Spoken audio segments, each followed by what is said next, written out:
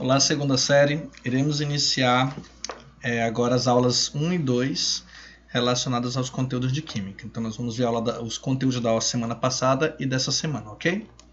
Então, começando com os estados físicos da solução, das soluções. Então, aqui nós podemos ver como que se prepara uma solução. Então, aqui nós temos um recipiente com os pozinhos azuis, que é chamado sulfato de cobre pentaidratado. E aqui nós temos um balão volumétrico com água, certo? Esse sal ele é considerado soluto e a água é considerada solvente. Quando um entra em contato com o outro, soluto dentro do solvente, nós temos a solução. Nesse exemplo aqui nós temos uma solução com a coloração azulada, certo? Então nós dizemos que eu tenho uma solução de sulfato de cobre pentaidratado. Então é o mesmo nome do sal, ok? Então, lembrando, soluto é a substância que se dissolve no solvente, o solvente é o meio no qual um ou mais solutos se dissolvem e a solução é a junção do soluto com o solvente. Exemplo de solução no nosso dia a dia, nós temos água mineral, água com gás, o café, chá, sucos e refrigerantes. Então, todos esses materiais aí, eles têm alguma coisa, vamos dizer assim, alguma substância dissolvida na água. Até mesmo a água mineral, professor, o próprio nome já diz, mineral. Nós temos sais minerais que estão dissolvidos na água, tá bom? Cloreto, fluoreto, sais que são necessários para o nosso organismo.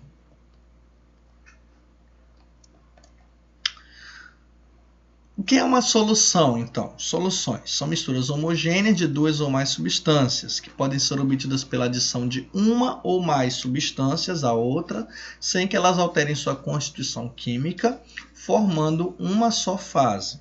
Então, se formar mais de uma fase, o que são as fases? Quando eu consigo identificar mais de um, aí não é mais uma solução. Por exemplo, água com óleo. Então, eu sempre vejo o óleo em cima da água. Eu consigo distinguir.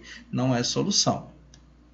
Tá? Então, nós temos três tipos de soluções. As soluções líquidas, mais conhecida é a água, né? Então, toda a água do rio, água do oceano, água mineral, água da torneira. Todas essas águas elas não são puras. Elas sempre têm algum sal mineral dissolvido. Soluções gasosas. Então, a solução mais gasosa mais conhecida é o nosso ar. Então, o nosso ar ele é composto por vários tipos de gases diferentes, mas sendo mais rico em gás nitrogênio. Nós temos também o gás nitrogênio, o gás oxigênio e outros tipos de gases, certo? E temos também as soluções sólidas. Então, elas podem ser formadas por metais. Então, esses metais eles estão dissolvidos a outros sólidos ou também podem estar dissolvidos com gases. A maioria dessas soluções sólidas elas são obtidas primeiro em estado líquido. Como assim?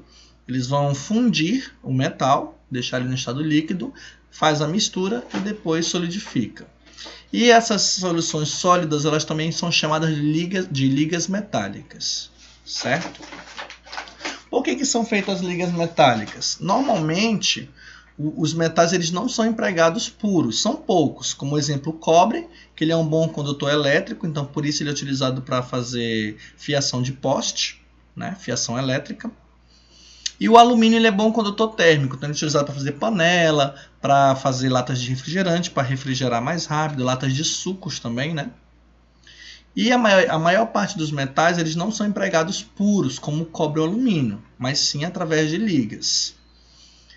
Algumas propriedades de uma liga podem ser muito diferentes das de seus componentes puros, e isso vai auxiliar na sua utilização melhor em forma de liga do que na forma pura. Por exemplo, o ferro ele se enferruja facilmente.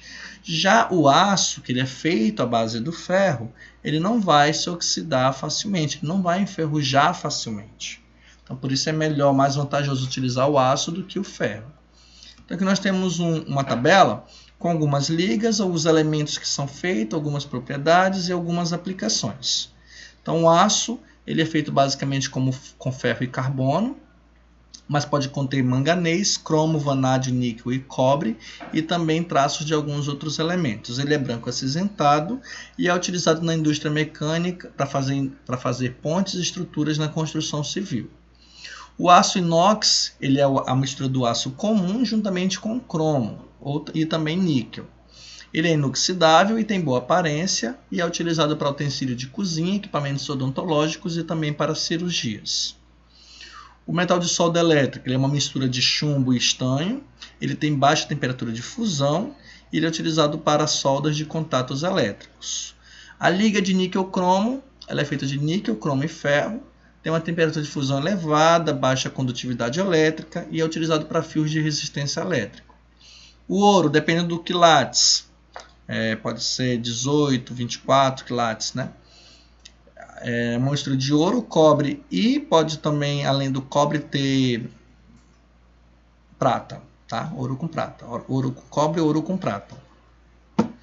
As propriedades dele, ele tem uma grande dureza, uma inércia química. O que é uma inércia química? Quer dizer que ele não vai reagir facilmente com qualquer material.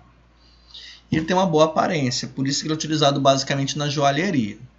O bronze comercial é basicamente cobre e estanho, ele é facilmente moldado e é utilizado para engrenagens e também para decoração, para fazer alguns enfeites. O latão é cobre e zinco, ele é mais flexível, mas também tem uma boa aparência, e o latão pode ser utilizado para fazer tubos, torneiras e algumas decorações básicas.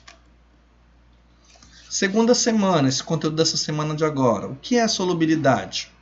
Então, primeira informação, se nós colocarmos um pouco de açúcar em um copo d'água, com a possibilidade de se colocar mais e manter a solução, como assim? Se eu coloco um pouco de açúcar e eu sei que eu posso colocar mais e continuar ainda sendo solúvel, eu tenho a chamada solução insaturada. Então, a solução insaturada é aquela que ainda suporta mais soluto. Se eu colocar muito açúcar num copo d'água, vai haver a formação de um depósito de sólido no fundo do copo, ou seja, uma parte do açúcar não vai se solubilizar. Nesse caso, nós teremos uma solução saturada de açúcar. Então, a solução saturada é aquela que contém a máxima quantidade de soluto que pode ser dissolvido em um solvente a determinada temperatura. Tá bom? Então, aqui nós temos um exemplo de uma solução saturada de cloreto de sódio. Por que eu sei que está saturada? Porque aqui embaixo nós temos cloreto de sódio que não está dissolvido. Nós chamamos de corpo de chão. Alguns livros também chamam de corpo de fundo. Tá bom? É correto. 100 gramas de água, quando está a 18 graus Celsius, ela consegue dissolver no máximo 35,9 gramas de cloreto de sódio. O que quer dizer isso? Então, se eu colocar 36 gramas, professor, esse 1 grama, esse 0,1 grama a mais, ele vai virar corpo de chão. Então, quer dizer que a partir desse tempo, dessa quantidade, o que ser colocado a mais não vai dissolver e vai ser virado corpo de chão. Por exemplo, foi colocado 5 gramas a mais. 5 gramas de corpo de chão, ok? O que nos ajuda muito na química é o chamado coeficiente de solubilidade em relação à solubilidade de uma substância. O que quer dizer esse coeficiente? É a quantidade máxima de uma substância capaz de ser dissolvida em uma quantidade fixa de solvente nas condições de temperatura e de pressão. Por exemplo, é a quantidade máxima, aqui nós vimos o exemplo, 100 gramas de água consegue dissolver 35,9 gramas de cloreto de sódio. Então, esse daqui é o coeficiente de solubilidade do cloreto de sódio dentro da água. Então, quer dizer que 100 gramas de água só suporta 35,9. Essa solubilidade ela pode ser expressa em quantidade de soluto, que pode ser dada em gramas, como a gente viu aqui atrás, 35,9 gramas de cloreto de sódio, dentro de uma quantidade de solvente, que pode ser dado também em gramas, como aqui atrás foi visto, 100 gramas de água, mas também pode ser dado em litros, tá? Também nós temos dois tipos de soluções nominadas, que são as diluídas e as concentradas. As diluídas, a quantidade de matéria do soluto é pequena em relação à quantidade de solvente, e a concentrada é o contrário, é uma grande quantidade de soluto em relação à quantidade de solvente. Então aqui, por exemplo, visualmente nós conseguimos detectar mais diluída da mais concentrada, né? Então a diluída ela tem mais água, por isso que ela está mais clarinha aqui do que a concentrada. Um exemplo que nós podemos dar também, que nós podemos provar, mas lembrando que em um laboratório não é aconselhado fazer isso, tá bom? Mas podemos fazer em casa com água e com sal. Então a solução diluída ela vai ser menos salgada, a solução concentrada vai ser mais salgada. E também nós temos a solução chamada de solução supersaturada. Como que é a solução supersaturada? É quando ela contém mais soluto dissolvido do que o limite determinado pelo coeficiente de solubilidade. Aí vem a pergunta, mas professor, o senhor disse lá atrás que se tivesse a mais, a quantidade a mais iria virar corpo de fundo. Realmente, se você tentar fazer isso em casa, vai virar corpo de fundo. Então a solução supersaturada ela é especial. Olha lá, continuando a leitura. Apenas em condições especiais que se obtém uma solução desse tipo. Tá? Então a melhor forma de se conseguir é num ambiente onde a temperatura não mude bruscamente e que você não pode ficar tocando no recipiente que está a solução. Então o livro dá um exemplo de como fazer uma solução dessa. Por exemplo, 60 gramas de acetato de sódio em 100 gramas de água. Então primeiro vai gerar corpo de fundo. Tá? Então a boa parte vai ficar como corpo de fundo. Então, a primeira coisa que tem que ser feita é o aquecimento até 50 graus Celsius. Por quê? Quando você aquece determinada substância, determinada solução, o coeficiente ele vai haver uma alteração. Então, por exemplo, 100 gramas de água consegue solubilizar determinada quantidade de sal de cozinha. Mas se você esquentar essa água, você consegue solubilizar mais. Entendeu? Mesma coisa que funciona com acetato de sódio. Quando ele vai aquecer, aquele sal que estava como corpo de fundo, ele vai começar a se dissolver. Tá? Aí como que eu faço? Eu vou esperar esfriar lentamente e em total repouso. O que significa esse total repouso? Total repouso significa que você não pode tocar nessa solução. Porque se você tocar, automaticamente aquele sal todo vai aparecer. Então, vai deixando esfriar lentamente e quando chegar a 20 graus Celsius, vai formar a solução supersaturada. Mas, como eu disse, a solução supersaturada ela existe mais como algo visual. Você não consegue tocar nela. Se você tocar no recipiente, não precisa nem tocar dentro dela. Tocou no recipiente, o sal aparece. Aí ele vai deixar de ser supersaturada. Tá bom? Vai ser saturada com o corpo de fundo. Algumas informações. Os gases diferentes têm diferentes solubilidades em um mesmo solvente. Então, assim como os sólidos, os gases também, né? Então, a quantidade de sal de cozinha é uma determinada quantidade que se dissolve. De açúcar já vai ser outra quantidade. Do que a gente viu aqui atrás, do acetato de sódio, outra quantidade. Então, mesma coisa para os gases, tá? Por exemplo, o gás oxigênio ele tem uma solubilidade que é quase o dobro dado o gás nitrogênio.